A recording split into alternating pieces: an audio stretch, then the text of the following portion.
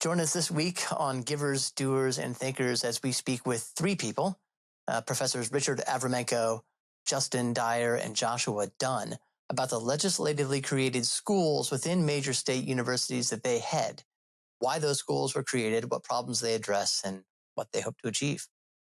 Let's go.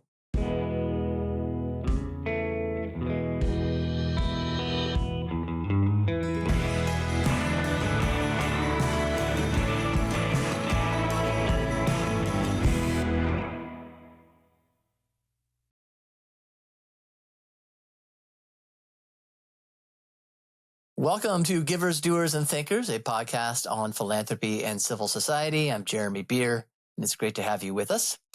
We are recording on August 27th, 2025, and in light of the forthcoming semi-quincentennial, America 250, we're focusing this season on nonprofit innovators who are helping to renew the promise and strength of American civil society.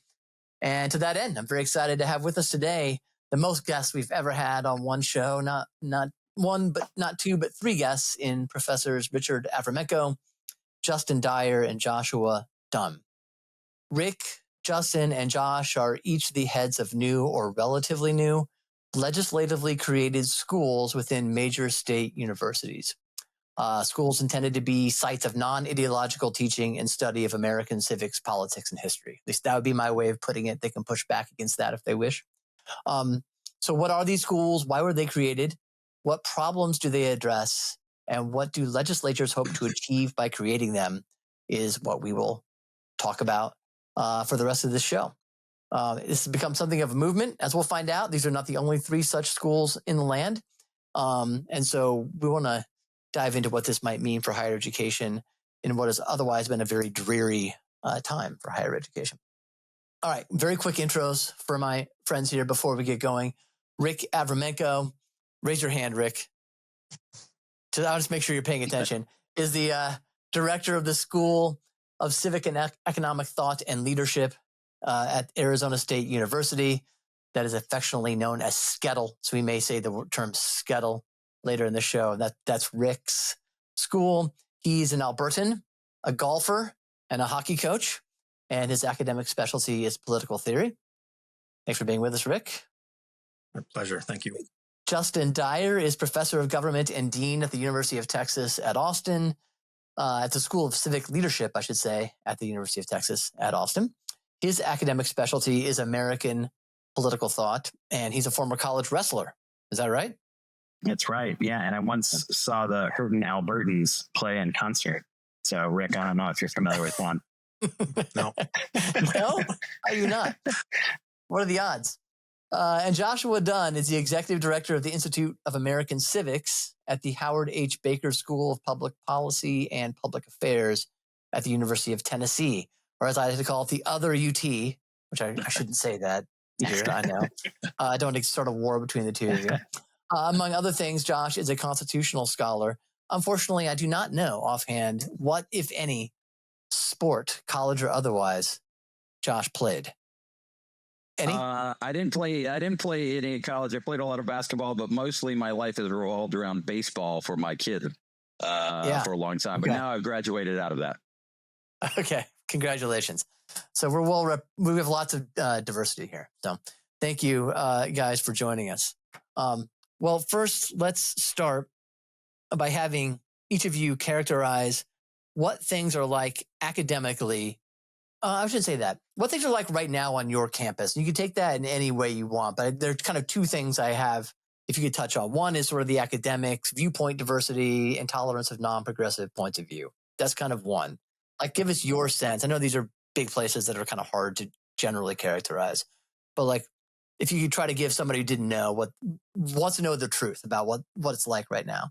The second part of that is, what are the students like? Are they at all interested in American politics, civics, and history? Are they completely addicted to digital technology and don't have their souls are not alive? I'd like to kind of give your sense of what the students are like. So, Justin, why don't we start with you? Well, I'm always the optimist, I think, in these conversations. I had a great experience as a grad student here at UT. and I studied public law and political theory in a traditional kind of way, and was really interested from that experience in building a center that could focus on those kinds of topics for students. I had the opportunity then to come back to UT, and we're building this new school, and I've always had a good experience here with the colleagues that I've had, and the students are really excited about what we're doing. Now, all that to say, the disciplines, the disciplinary departments that we're often drawing from, philosophy, history, political science, economics, they're very good departments here, but there are benign reasons why some of those disciplines have shied away from the really big questions that are involved in these civic schools that we're interested in, thinking about economic freedom and the Constitution, classical political philosophy. All those kinds of things have dropped out for various reasons. And I think as there's generational turnover, there's fewer and fewer people focused in those areas on campus. So there's a real need for a kind of interdisciplinary program like this. Now, on the ideological side, campuses have drifted over the last 30 years, and they've become more and more monolithically progressive. Josh has written about this and knows more about this than anyone here, just in terms of the empirics, the undeniable fact of the way the campuses have trended. And you see that among the younger generations of faculty are more progressive than older generations. And so that gets into that generational turnover. What's the mood like here at UT right now? I would say hopeful, actually. There's been a lot of positive developments, positive from my perspective at UT in terms of the leadership at the school. Our new provost, of course, is Will Inboden, who was the director of the Hamilton School at Florida, another one of these civics schools. And there's a lot of support for what we're doing. We have 108 freshman civics honors majors who just joined us and started classes this week. So we've got a lot of momentum, and we're excited about what the future looks like here. So you don't feel embattled or in your position there? Well, let me. This is my optimism. I always say I had a great experience, and I have genuinely had a great experience at UT and in higher ed. When I came back to UT to interview for this position in 2022, the institute that our legislature had devoted some funds to start and set up was so controversial on campus that I had armed security guards at my job talk. And my job talk was a very boring lecture on theology and the political founding and the American. Not everyone could remain optimistic having had an armed security at their job talk. I just want to point that out. So there are some signs that everything isn't as it should be. But then the flip side of that was, as I went through and did interviews one-on-one with faculty and talked to students, I had a lot of people who would tell me, this is so needed, and we support you, and we want you to be successful, and we hope you come here. And there are people who don't agree with me politically and don't see the world in the same way, but nonetheless thought that this is really important and something that we want to have on campus. My takeaway from that is that there are far more people who are collegial and reasonable and supportive than who are not on campus. But often the critics have the loudest voices, and it gives you probably a misperception just of what the campus climate actually is. Josh, since you have written about this, and since now Justin has promised you'll have all the data for us, we'll go to you next. But yeah, your experience at UT, or what your kind of read on what you tell people, if you could describe, what is it like there now? I guess I had the feeling that the last 5 years, things have really kind of been dramatic on campus, and maybe that's not always been the case. Yeah, so things at UT, this UT, are I think better than most campuses. There are tensions, but the Institute of American Civics, we've had some folks reach out to us that you wouldn't have expected to want to and wanted to work with us. So some way similar to Justin's experience at Texas. I do think that, as he said, part of the problem is that many of the loudest voices are the ones who are angriest about perhaps our presence, but they do tend to be a minority. We also, though, are blessed with some very supportive leadership on campus and through the university system, both the president for the system and the chancellor here at UT have been very supportive of us. In some ways, some of the opposition we face, it's difficult to say it's ideological as much as it is financial, because we have what's called a BAM model for budgeting here, and that typically just means that money follows students. And so there have been some departments that have been concerned that maybe they might lose some students and therefore some of the resources that would follow them. But I think that's settled down to some degree. Overall, though, I think as Justin mentioned, that the departments at UT have followed the standard drift that you've seen across higher education. I do think, though, that students feel a bit freer here to express themselves than elsewhere around the country. There's actually some data on this. The university has commissioned some surveys that show that in some ways it's actually much better at the University of Tennessee. Josh? Well, I think there are a couple of things. One is the location. It is Tennessee, happens to be a more conservative state, and so that helps. I think temper some of the opposition that students might feel. They feel empowered because there are more of them like themselves here. But we also have seen, as other southern and southwestern universities have seen, a migration from the north. And there's a Wall Street Journal article a year or so ago now about how students from the Northeast are looking towards warmer climates for a more congenial environment, and their parents as well. And so I think that's shaped the environment on campus. So overall, I think it's better here than most places. If you do look at most of the departments, though, the reasons that Justin outlined for the necessity of these kinds of institutes are there. Whether just for disciplinary reasons, they've become narrower. They haven't focused on these fundamental or broad questions related to the American constitutional tradition, or in some ways they've just moved in entirely different directions. Often they can be ideological in nature, or it can be very technical as well. So I think people have recognized that what we're doing is valuable here. I would also say we are housed in the Baker School of Public Policy and Public Affairs. And that the Baker School, it had been the Baker Center. It was founded just about the same time the Institute was created, and we're deeply embedded in the Baker School. The fact that we're associated with the Baker School, housed at the Baker School, also helps, because Senator Howard Baker still casts a very long shadow in Tennessee. And there are people across the ideological spectrum who had great and still have great respect for him.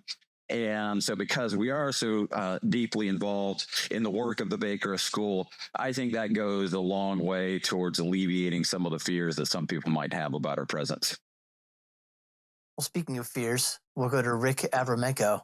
I don't know why that's speaking of fears, but and have no fear. Never usually known as the optimist in the group, so I hope you'll give me a little bit of pessimism here. But although I know too, I'm deeply. Give me your take. I'm sure you've been saving them up. There's an old joke: the optimist says the glass is half full, the pessimist says the glass is half empty. The Canadian says the glass is half full, but I probably have bowel cancer. So I'm your man. So I have been the director here at the Civic School at Arizona State University for just over a year now. And I spent the first 19 years of my career at the University of Wisconsin-Madison. So the question you've asked, how I can speak about ASU is a little different than how I can speak about UW. So the atmosphere, the climate at these institutions has really been quite different. University of Wisconsin-Madison, they fancy themselves as the Berkeley of the Midwest. They have been historically, a very left-leaning university. Last year, my colleague, who is now one of the directors at a civic school in Tallahassee at Florida State, did some research there. Josh, you may have read this. He went 2011 to 2021 election contributions from the FEC on UW-Madison faculty. They did pretty comprehensive mining of that database, and they found 99.1% of UW-Madison faculty gave to Democrat candidates or left-wing PACs and causes. So it's pretty obvious where the faculty are at UW-Madison. I mean, I'll come back to what life was like there. But here, I did a much lighter dive into the FEC, and I got roughly 258 cases. 255 of them are to Democratic candidates or left-wing causes. The other three, the three cases that weren't, were all one of my colleagues. It's all the same guy gave money to a Republican candidate.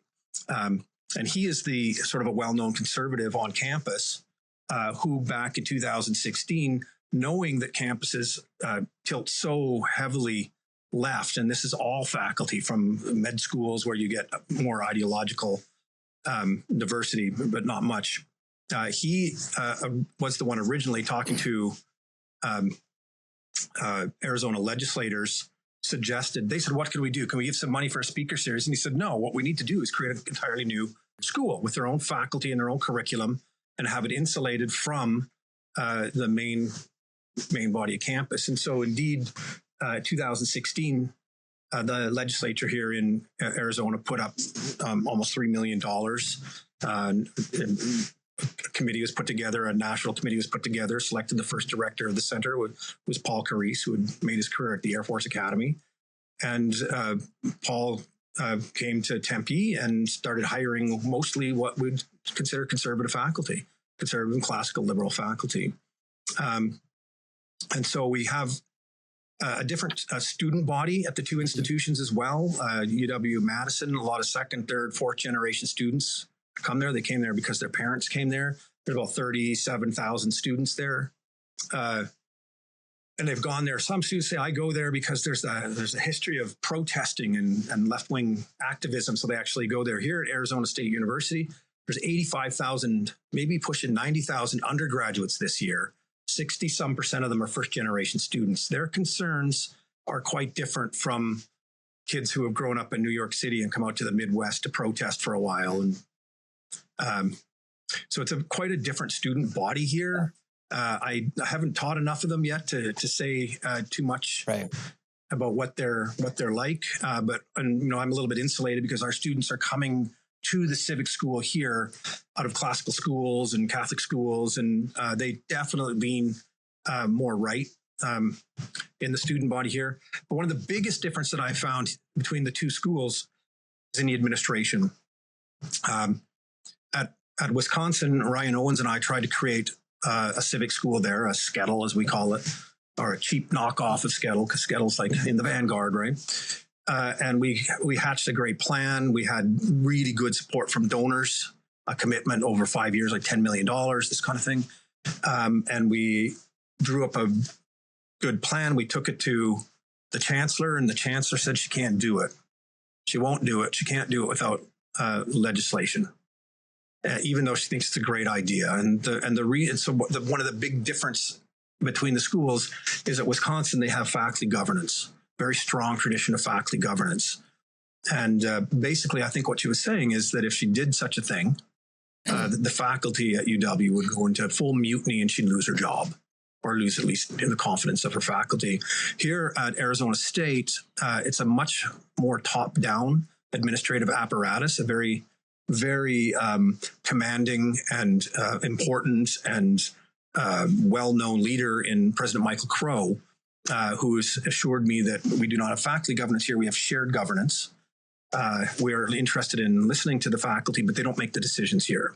And so the administration here has all been, especially Michael Crow, and in the provost's office as well, have been very supportive of bringing in this school. And so we would normally be a social science department, for example. We do not answer to the dean of social science, associate dean of social science, or the dean of letters and sciences. We answer directly to the provost's office. So I report to the executive vice provost, and that sort of insulates us. We also had the good luck of the appropriation in the budget in Arizona has said that the money appropriated for the civic school shall only be used for the school, and it cannot be commandeered or colonized by anyone else. So we've been really nicely protected by leadership that's both supportive and the sort of institutional apparatus that have protected us. Justin, what's the strategic play? Like what do you hope to accomplish at a place like the School of Civic Leadership, at UT Austin? Or You can even speak to this more generally if you want. Like, what do you think the strategic play is for all of these schools? Which, how many are there now? What do you guys know? How many of these legislatively created schools are? I wouldn't know. More than 10. Yeah, more than 10. 15. Yeah. 12 to 15. Yeah. There's several in Ohio alone. 11. Justin, what would you say, both your strategic play at UT and what do you see as a larger strategy here? Why? In other words, one part of the strategy is that we're going back to a kind of education that is built into the very foundations of public higher education. And so if you look at the motto for the University of Texas, it comes from a line from the second president of the Republic of Texas, who tells the Texas Congress that education is the guardian genius of democracy. And that ends up getting translated into Latin, into our seal for the university. And it's built into the foundations of the project of higher education. It's educating for citizenship. And what does that mean exactly? Well, it means that to have Republican government continue, you need people who are familiar with the richness of Western civilization, the inheritance that we have as Americans, how our Constitution came into existence and how it operates and how it's developed over time, and to have the necessary skills and dispositions and habits for leadership in a free society. And I don't think that we should shy away from that mission. I think we should embrace it. And also we should remind people that that is built into why universities in the United States came into existence in the first place. And so that's one strategic play, is reminding people that this is not some new imposition on the university. It's the core of why the university exists, and we want to do it well. The second strategic part of creating new schools is that the way universities operate, in order to have new degree programs, new opportunities for students, new bodies of faculty, new positions for professors who are interested in doing this kind of work, you have to have new schools and departments that can hire their own faculty, offer their own degree programs. That's been the other part. That's the proof of concept that was forged at Arizona State University, and where a lot of regents and presidents and legislators and others are seeing real value in doing that. The third aspect of this strategy, I think, longer term, and we're all thinking about it and talking about it, is graduate education. And we haven't quite got there yet or figured out what that looks like. But in order for this to be sustainable long term, we're going to have to figure out how to do really high quality graduate education so that we can train the future faculty members who are going to go into these schools around the country, especially if they proliferate even more than they already have. And I think that's probably likely. Is there is there any trouble right now finding a appropriate faculty for these schools since they proliferate? I think we're gonna run into some pipeline problems pretty quick. You know, we all went despite my own optimism about the university and the good experience that I've had. The reality is that for a traditionally minded student who is interested in studying, let's say, the history of the American Revolution or the Civil War or the thought of the founding fathers or classical political philosophy or free market economics, that there are not a lot of places to go to graduate school to do that kind of work. And the way graduate school works, it's on an apprentice model. It's not like signing up for med school or law school. You are finding a professor who will take you on as an advisee, and you're going to work with that person, and they're going to advise your dissertation. They're going to decide whether or not they want to work with you, and ultimately whether or not you get into that graduate program. And if there aren't people out there in the world who want to take you on and have you do that project, you're not going to be able to do it. And so we all spent decades advising our undergraduate students to really think twice before you decide to go to graduate school, because you probably aren't going to have somebody to work with, and you probably won't get a job when it's all done. Right. So now the demand signals have totally reset, and we're in a position of thinking, actually, there really might be some opportunities for you, and we do need people to go into higher education. And then we have to think about, where could I send you to study? Who could you study with? How are we going to do this long term? And I think it's a great problem to have, but it's one that we really need to start thinking about. Hi, I'm Chris Kittemeyer, CEO of AmFell. I'm excited to share that this season of Givers, Doers, and Thinkers podcast is sponsored by AmFell. Whether your nonprofit needs help raising major gifts, building your donor pipeline, or crafting a winning fundraising message, AmFell has the expertise to help your organization thrive. We work with mission-driven organizations across the country to help them raise more money and advance their mission. Learn more at amphil.com. That's AMPHIL.com.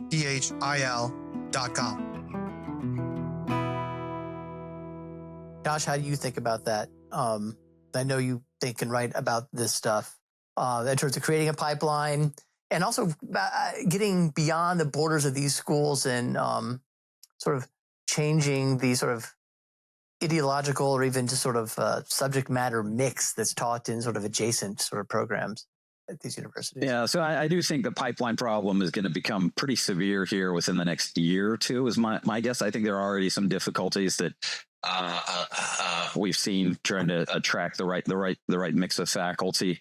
But it's going to, both just because of the existing programs and the others that are going to be coming online, it is going to be a challenge. So the sooner grad programs develop that can train these kinds of prospective faculty, the better off we will be. Like Justin, I spent my career telling students not to go to grad school, regardless of their ideology. I just thought it was immoral. There just weren't enough jobs as a whole. Yeah. But then if you're a political minority, it's really difficult to justify going to grad school. And I caught myself actually telling my nephew a couple of years ago, saying that he ought to consider grad school. And I realized that things had dramatically changed. When I'm telling my nephew, someone who I love, or she thinking, well, you ought to think about grad school. I think that we're going to have to be strategic about trying to build particular programs. I think that there's a couple of options. Texas might be a good one. Arizona State has a head start on us as well for getting a PhD program up and running. Of course, Florida, given the size of their faculty, could get one going fairly quickly. But there have been many faculty, including my mentor from graduate school, Jim Caesar, who's now just become emeritus. There are many people like Jim out there who are kind of at retirement age, and they aren't going to be producing PhDs much longer. So we have to do something relatively quickly. Now, I do think that over the long term, this can be in some ways a great benefit to the humanities and social sciences. We've seen just a general decline across the traditional legacy disciplines in the humanities and social sciences. But I think that our programs, well, as Justin mentioned, he already has over 100 majors first year of his major. I think they're going to be very attractive to students, and people are going to recognize that if you want to save the humanities and the traditional social sciences, this is probably the best vehicle that you have. We've seen it already. We have a minor that we got 26 students last year. I think we're somewhere around 50 to 60 now. We're going to be trying to start a major next year. We're expecting significant demand for that. And I can tell you also just the general reception of students to our classes. We've managed to get several of our courses in the core curriculum. Our core curriculum at Tennessee has 1,300 courses in it, though, so it's maybe a loose use of the word core. So it satisfies several of their requirements. And so students that are in other majors, we've just had an extremely positive response from the students. I think one of the things that's difference about these programs is we do attract people who are really interested in the classroom. They want to be good teachers. They view it as a fundamental part of their mission. And so they have to be capable of doing the research necessary to get tenure at an R1 institution. But they really view the work that they do with students as the place that they're going to have the biggest and most lasting impact. Rick, speak to the numbers. You've been around the longest at Skettle, and not only do you have probably more students coming through your courses and various certificates, and you can speak to all of that too, but you also do things for the community, that are engaging the wider community in Arizona. Speak to that. Yeah. A big part of our mission is public outreach. So we actually have a director of public programming. And so we have a very robust slate of events that we're doing that aren't just aimed at other faculty who are looking to delve deeper into early Madison's writings or something like that. So we try to do events that I call edutaining. So they're educational and entertaining at the same time. We have an outreach program into a retirement building that's on campus here that the ASU has built. We're trying to feature debates that are appealing to more than just undergraduates. So yeah, we do have definitely are trying to branch out beyond the curriculum for our undergraduates. But if I may add something here, I'm pretty sure Justin has it in Texas, but I don't know about Josh in Tennessee.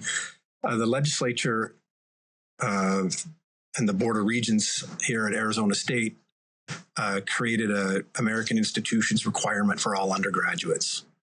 And so every undergraduate that goes through here, one of their general studies requirements will be American institutions. And it's pretty clear what needs to be in it. Things like the Declaration, the Federalist Papers, basic American institutions. And that's creating a really large audience for our classes. I used to object to these kinds of things because these were courses that were required on something like, ethnic studies or these kinds of things, and created a bunch of small departments around campus. Their only reason for existence was because students were forced to take their classes. Well, finally, students are forced to take our classes, and I'm not objecting to it anymore. But providing options for students that they can take our classes. So we have really doubled down since I've been here in the last year, making sure that all of our classes have general studies designations on them. So students who are coming to STEM, who generally might be apolitical and not really care about these things, they have traditionally had to go and get their general studies requirements in humanities and social sciences and these kinds of things from the traditional departments, who have long since ceased teaching in the tradition of a liberal education. So if they have to get them from the English department, then they're going to be taking, literature classes that don't speak to anything of the American experience, and likewise in the political science department. So we're becoming the home for a sort of a rebirth of the kinds of things that were taught in the traditional departments. They just no longer teach, and I think Josh said maybe it was for ideological reasons, but many of the departments, if you look at the traditional political science departments, history departments, they're sort of thinking in global terms. So many of their faculty have come from abroad, like I have. I just happen to, teach this kind of thing, but their faculty just don't have interest in. So they're not. It's not like an ideological barrier. They're just simply not teaching those classes anymore. At Wisconsin, our last scholar of American constitutionalism retired, and the chair said it's a dead field. We're not going to hire anyone to teach public law or the Constitution. And here at Arizona State, the same thing. It wasn't until we started teaching it and poaching their students that the political science folks decided they better find someone to teach this class, and they have been hiring adjuncts to teach the Constitution. How does that? There are a couple of things you all have said that it's sort of. I think people who are not in higher ed or haven't spent time there would find hard to understand. Which is, for instance, they say you mentioned earlier, Justin. There's some benign reasons, just as Rick was just saying. People just sort of lost interest, got narrow. How is that possible? How is it possible to lose interest in teaching the things that are the basic sort of building blocks of understanding, as you say, what it means to be an educated citizen? It's because there's some complete mismatch here between sort of demand and supply. Maybe I think there's talk about how that happens. Just try to explain that to people who don't get it. Well, I think for some people from the outside looking in, and this is usually why I try to sound a note of optimism, because my experience is that often people off campus think that things on campus are so bad that if what you see on the news are images of students barricading themselves into buildings and holding signs that are, advocating genocide and spitting on police officers and resisting arrest, and you think, oh my gosh, this is crazy. That stuff all happened and does happen. It does not define what campus life is like most of the time for most people. And so those images are deceptive in that way. There's another way in which I think, paying attention to the news cycle and listening to some of the commentary, you would think that every single college professor is a critical theorist who thinks that the world of ideas is all really just a mask or a cover for power, and that the classroom is about imposing your own political and ideological vision of reality on your students and trying to get them to adopt your perspective. That also happens. That is a real phenomenon. It is not nearly as common as people outside might think it is. And I think it's heavily concentrated in some disciplines and some departments and not in others. And so it's kind of complicated on the ground. But there is a reality that, two examples of this. I took a class as an undergraduate called Foundations of American Politics, and we read the political sermons of the founding era and the constitutional debates on Lincoln Douglas and Frederick Douglass and Alexis de Tocqueville. And I loved all of that and was introduced to it for the first time in that class. And I ended up changing my major, ended up going to graduate school. The professor who taught that class retired, and they did not replace him with somebody who will continue to teach that class. And then the question, well, why not? Is it because they don't want those things to be taught? No, probably not. It's more that the question that the faculty often ask, at least the departments I've been a part of, when we're looking to hire, what journals do they publish in and how many times have they been cited? And you ask these kinds of questions as a metric for quality. And what that ends up doing is it privileges people who do the kind of scholarship that is being well regarded in the discipline at the time. Well, it so happens that the kind of scholarship being well regarded by the discipline of political science right now is heavily quantitative and heavily comparative. And so it might just be that you end up hiring somebody who does work on comparative politics and does it in a quantitative kind of way and has a lot of citations. And so we hire that person, but it means that the traditional American politics classes are not going to be taught in the same way that they used to be taught when you get that generational turnover. So those are when we say benign reasons. Yeah. Now, there is a deeper underlying philosophical question and debate about why did the discipline move in that direction in the first place, but it's not, it doesn't map on exactly to the way that we think about the American political spectrum. Well, I mean, everything you say is really well taken. In my own graduate experience was at UT Austin, did my doctorate in psychology there, which would not typically be regarded as one of, it typically would be kind of an ideologically captured discipline in many places. It absolutely was not the case at UT Austin. I had a wonderful experience. It was as intellectually free as you could possibly hope for. Now that was 25 years ago now, so things change. But you're right, things on the ground aren't as. If you only read Christopher Rufo's Substack, you're going to get one picture of things. It may not be a fully rounded picture. Having said that, we're still in a situation where 99% of the faculty at a place like a state school like University of Wisconsin can be essentially committed left of center folks. How does that happen at a state university? I guess I'll pitch this to Josh, right? And do you worry that these schools are going to be seen as kind of a sop, right? Like we did something about this. Look, you have your school over here, you people who are not committed sort of left to center folks. And now we're good. Everything's fine. What are you complaining about? Is there any concern about that? Oh, sure. So I think one note of optimism, though, is that a lot of these departments, particularly the ones that are most ideologically captured, are probably the ones under the most pressure because of declining enrollments. It's more difficult for them to attract majors or students in general. And that's, again, where if our programs get established and we start attracting students, I'm not as worried about that. I think the growth itself will kind of recommend us overall. Now, as far as that, how do you get 99%? Yeah, some of it is that there are disciplines that have been ideologically captured.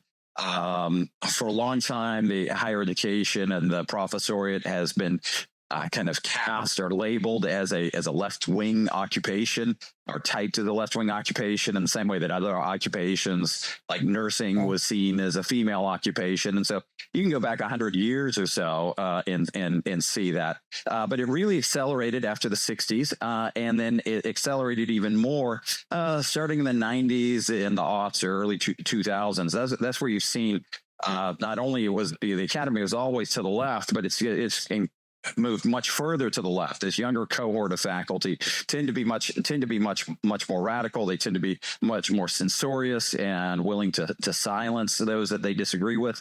I think we also have evidence that many faculty are willing to engage in discrimination. So you have a self-selection problem. That is that people who are more conservative or libertarian, classical liberal, see the academy as uninviting. And then you also do have some documented discrimination. Which is really interesting because most of the time as one scholar put it, you have to be really tricky to get people to confess that they'll discriminate against someone. And yeah, we have the evidence. So it's actually probably higher than what's reported. Also, some disciplines have just become oriented in a way that would just exclude questions that would be of interest to people, even just of a more traditional bents, not even conservative, but you think about literature departments. Yeah. If you just want to do a kind of traditional study of literature, that's probably not possible in most PhD programs.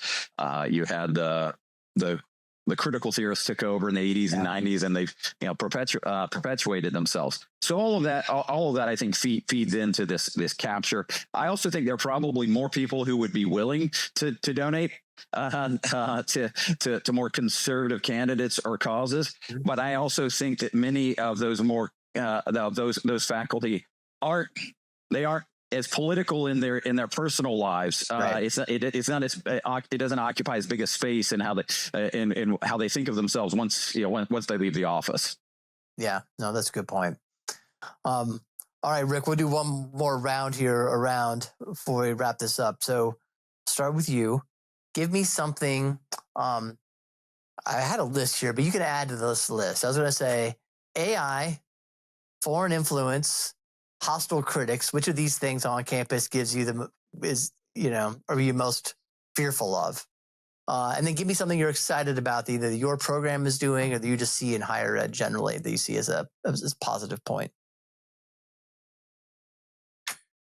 Well, I think that the establishment of these civic schools around the country is a very good thing. But what gives me most pause, if you look at them, other than Ohio, they're mostly in the South. I don't believe there's any blue state that has created one. So the institutions that are most in need of your UC Berkeley's and your UW-Madison's and these kinds of things, they're not creating them, although there's some hope maybe at Wisconsin still.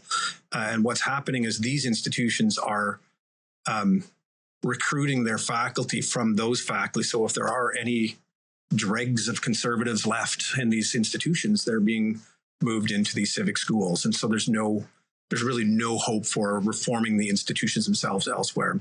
What gives me the most optimistic and the most hope here is that when you do bring a body of faculty into an institution like Tennessee or Texas or ASU, is you now have 30 or 40 faculty members who are competent enough to go and serve in these leadership roles around the institution.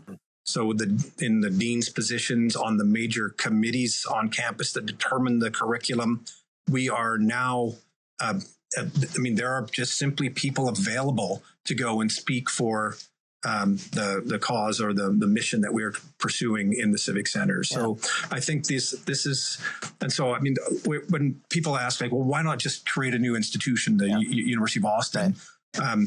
I'm more of a Burkean who says, no, let's reform the institutions what we have already. And so I think one of the most important things that's being accomplished through this sort of heavy-handed approach to reform from legislators is precisely that. We just now have people that can go serve on the University Senate Committee and maybe even chair that University Senate Committee. Maybe they can sit on the admissions committee and stop some of the nonsense that's going on in these, or at least be whistleblowers. Mm-hmm. So that's good. There's hope for. You got me asking. Before I go on, I was going to ask another question, which is like, why? It's always kind of boggled my mind too that legislators had not, in a state like Indiana, where I'm from, appoint the trustees, right, for a place like Indiana University, did nothing to assure those trustees did nothing whatsoever to assure that the university was in any way representative of the sort of viewpoint mix present within the state and the citizens who are paying for the university. That's would that not be a legitimate function of the trustees of a university? It doesn't have to be at a complete match, but to me, there's not a complete mismatch between those two things in a red state. Well, if the appointments are made by the governor, as they are in Wisconsin, and we've had up in Wisconsin, they've had 7 years of Tony Evers, a Democrat governor. The Board of Regents is completely dominated by his appointees. Yeah, my point is when it goes the other way, it doesn't seem to happen the other way, right? I don't. Maybe it's starting to happen now, and maybe it won't be a beautiful thing when we see it. But I don't. Yeah, this is the conversation that I've been having with a lot of the older generation. Is that they think if we just go in and create civil discourse projects and try to show both sides of the argument, it will be transformative on the campus, and it's simply not. But if you don't have the capacity to hire your own faculty and tenure them and have your own curriculum, it's just window dressing. And this is what these schools have done. So, okay, Justin, we'll move on to you. Excited and fear. One thing you're excited about, one thing you're most fearful about. Oh, well, I think it's a great moment. There's the pendulum always swings back and forth, and I don't know how long this moment will last. But I think for right now, there's an opportunity to do real good for these institutions. I think students are hungry for this kind of education. I think that if we set things up well now, we're going to have a thriving network of civic schools for decades into the future. And I think that's all good. I'm very excited about that. On the fearful, I wouldn't say this is a point of fear, but just a realistic look at the limitations of the civic school. So we are occupying a really important place in the university, focused on a kind of education that we all think is important for every student. It's not just a student who wants to get a major with us, but every student who goes through the university will be a leader in their community someday. They will have responsibilities as citizens. We have something to offer them that is important for our country. And so that's all important. But just because we're successful in this small corner of the university does not mean that the entire university is going to be changed by virtue of us being here and being successful in this work. So there's a lot to do. There's a lot of things that need to be accomplished. There are, I think the efforts go far beyond what we're doing, but it is a great moment. And I think it gives us an opportunity. Well, there's a probably legitimate fear is there'll be a moment in the future where things start to push back the other direction. And so I think we need to be aware of that and realistic about it and not be full of despair, but also not be naive to the challenges of the future. Josh, you get the last word here. I'll second your AI fear that you mentioned. That I don't know, and as a whole, higher education, I'm not certain how we're going to do. And I do think for programs like ours, it can be a challenge because one of the things that we offer is this rigorous liberal arts education. And part of that is an essential part of that is learning how to communicate effectively, and part of that is how to be an effective writer. And I don't know that we have any solutions to how to deal with AI right now. I think we're all just kind of groping and muddling our way through. But that's something that does give me some pause. We've seen people even talk. I think it was I thought at the University of Chicago, someone recommended having some general ed courses taught by AI, and I'm not certain where this is all going to end up. And I think that we're all going to struggle with it for a while. The note of optimism is that I do think that students are hungry for what we are offering. They feel like they've been deprived. Many of them, I think, feel like they've been deprived of an opportunity to participate in the kind of dialogue and engagement that they thought college was supposed to be.